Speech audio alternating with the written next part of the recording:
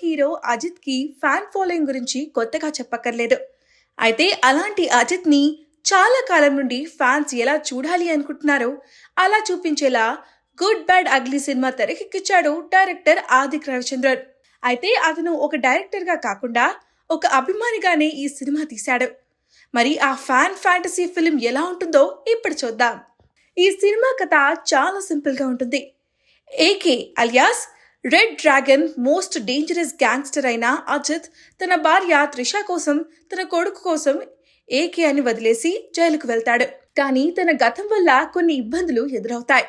ఈ క్రమంలో ఏకే కొడుకు ఒక కుట్రలో ఇరుక్కుని జైలుకి వెళ్తాడు. ఈ క్రమంలో జరిగిన కొన్ని పరిణామాల నేపథ్యంలో ఏకే తన కొడుకు కోసం ఏం చేశాడు, ఎలా తన ఫ్యామిలీని కాపాడుకున్నాడు అనేది మిగిలిన కథ. ఈ కథ చాలా సింపుల్ మాత్రమే కాదు, రొటీన్ కూడా. కానీ డైరెక్టర్ ఈ కథకి పూర్తిగా కొత్త అప్రోచ్ ఇచ్చాడు.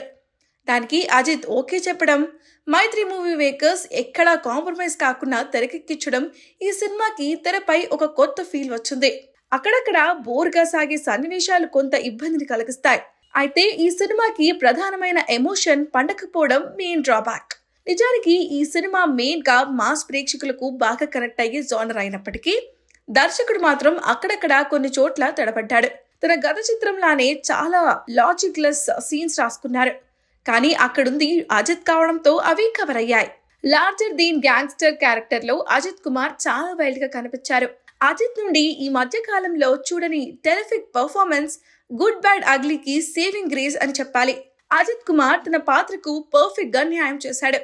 అంతేకాదు తన కొత్త లుక్స్ తో ఆకట్టుకున్నాడు. అర్జున్ దాస్, సునీల్, సిమ్రన్, త్రిష ఇలా చాలా మంది తెలుగులో కూడా తెలిసిన స్టార్ క్యాస్ట్ ఉన్నారు. అలాగే ఈ సినిమా మ్యూజిక్ డైరెక్టర్ జీవి ప్రకాష్ తన రెగ్యులర్ కి భిన్నంగా లౌడ్ అండ్ ఎలివేషన్ సౌండింగ్ ఇచ్చారు.